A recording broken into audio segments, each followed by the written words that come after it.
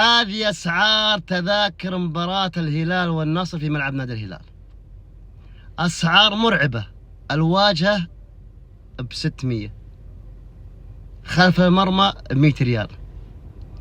نهائي كأس العالم التذكرة 350. رسالة للمسؤولين في الدوري السعودي ومسؤولين الأندية: أنت مطالب أن حضورك الجماهيري يكون فل. لازم تشجع الجمهور اللي يحضر مباريات، خاصة أندية الرياض. يعني قبل هو رخيصة ما يحضر، تبغى الآن يحضر.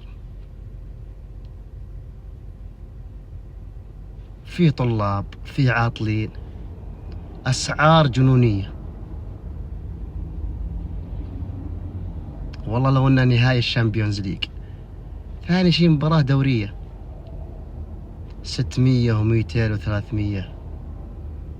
خفوا على الجمهور، لا تكونون سبب في عزوف الجماهير وتركهم تشجيع كرة القدم.